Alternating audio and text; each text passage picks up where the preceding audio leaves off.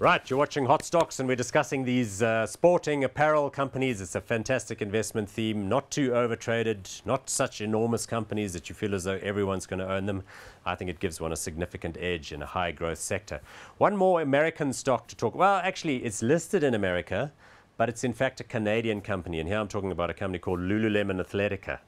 Interesting operator. It gets founded in Vancouver by a guy called Chip Wilson, who'd sold some other business that did snow gear or something.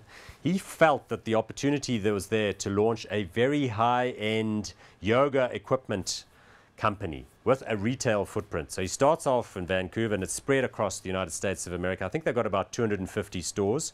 It's a smaller company, right? So it's got like $9.4 billion market cap. So not tiny, but by global standards, a relatively small player. And it isn't everywhere yet.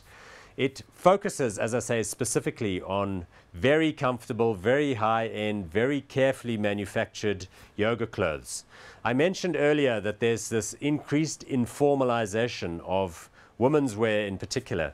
It seems that there is a peaking off and downturn in jean sales, because more and more people are now wearing yoga pants, tights, as their daily wear for the whole day. And this is the company that you go to if you are wealthy and you're looking for the highest quality, best looking stuff. So that's its niche.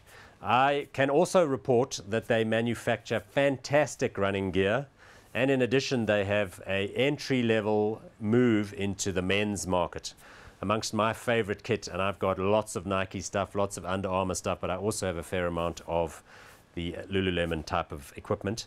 Not involved with shoes at all, although they do make a whole bunch of other things like yoga mats and overwear, and they've got, men's pants and longs and shorts and all sorts of different forms of yoga clothing.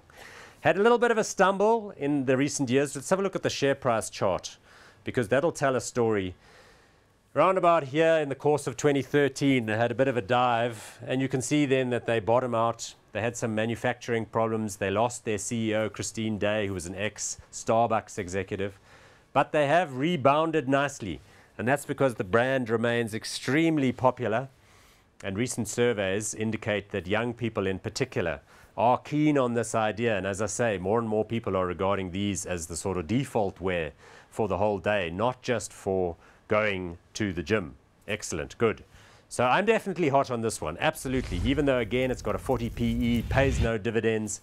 Laurent Poitevin, the CEO, is new, came from a luxury brand. Good. I think these guys are going big, and they're going to be expanding on a global basis. Okay.